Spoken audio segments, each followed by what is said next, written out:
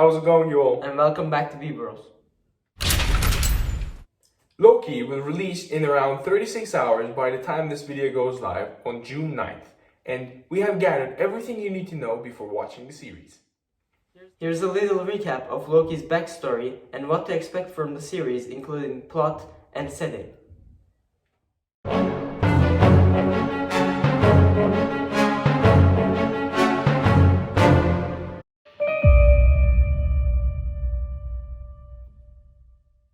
We should begin with what Loki has been up to till now.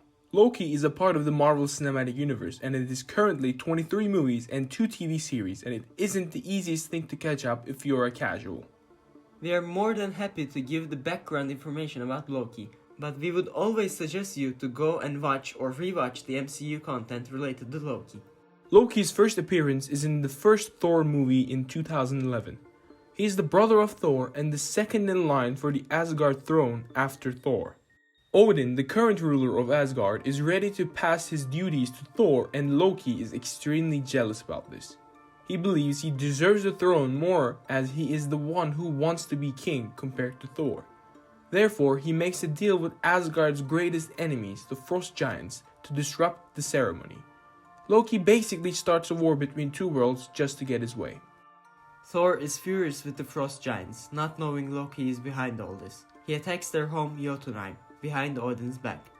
Odin then banishes Thor as a consequence of his actions, and Loki becomes the heir to the throne, as he always wanted. There's a big twist for Loki though.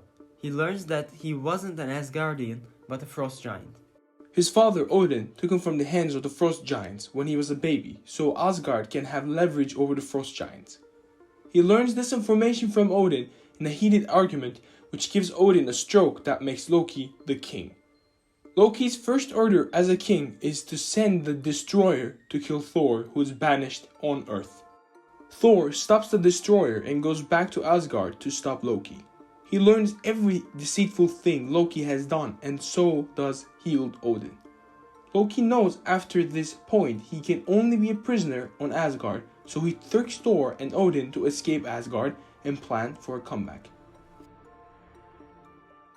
Loki returns in the first Avengers movie. He seeks revenge from Thor and wants to rule a planet on his own.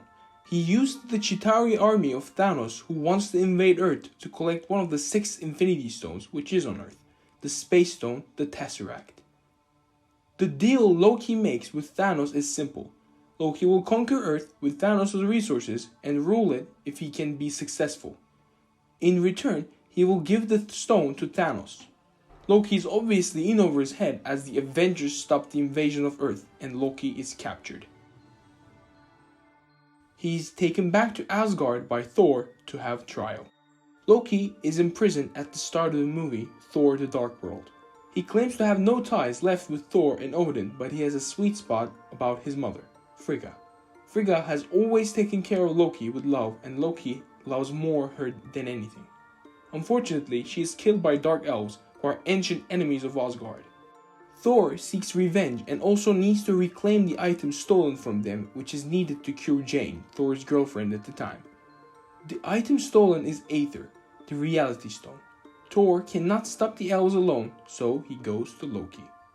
Loki takes the opportunity to get out of prison, as he will get the opportunity to escape, and so he does. Loki once again plays dead and flees. We learn in the end credit scene of the movie that Loki went back to Asgard, applying magic onto Odin, which made him leave Asgard and go to Earth. This way, Loki can rule Asgard in disguise as Odin. Thor cannot figure out what Loki has done, as he never went back to Asgard after the events of the Dark World. He was needed on Earth first, and then he started looking for the Infinity Stone as he knew there was a greater threat. When he returns to Asgard in Thor Ragnarok, he immediately finds out.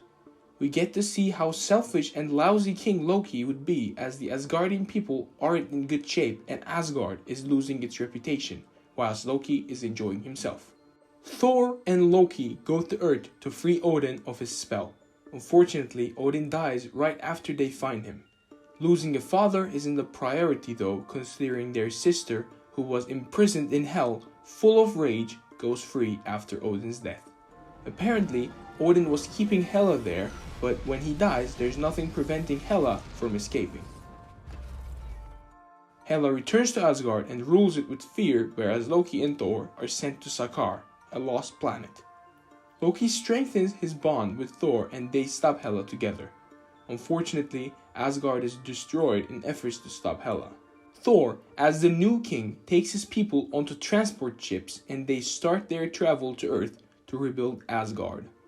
This was the first time Loki was not a villain but an actual hero, a good guy. This is where it all goes wrong on Avengers Infinity War. Thanos finds the transport ships the Asgardians are in as the Space Stone is with Loki and Thanos seeks it. Loki is killed in efforts to kill Thanos and save everyone on the ship. This is the moment that Loki we have known so far is dead.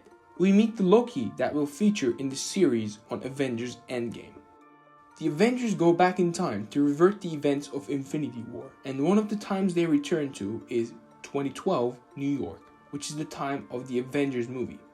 Things doesn't go according to Cap and Tony's plan, and they allow Loki to steal the Space Stone and disappear. Even though the Avengers find a way to get their hands on the Space Stone in the movie, one way or another, Loki is on the loose with the stone, which creates a new timeline, a new multiverse. Creating a new multiverse is only possible when an Infinity Stone is taken out from a timeline. This event creates a new universe that shifts the balance of time itself. In the Loki series, we will work to put the universe back to balance with Loki and the Time Variance Authority, which is the organization obligated to protect the sacred timeline. Time Variance Authority, TVA, is created by the Timekeepers. Timekeepers are godlike creatures and they live at the Citadel in the end of time.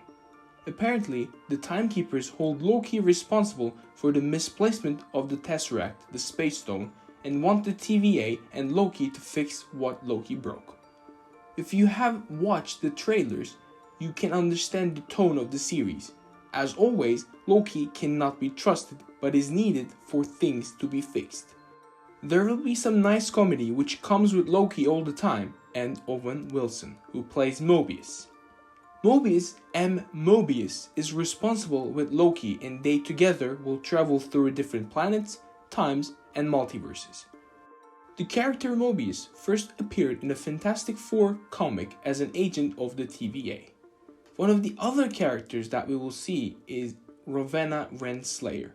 In the comics, she is the daughter of King Corellius, who is a ruler in the 40th century Earth.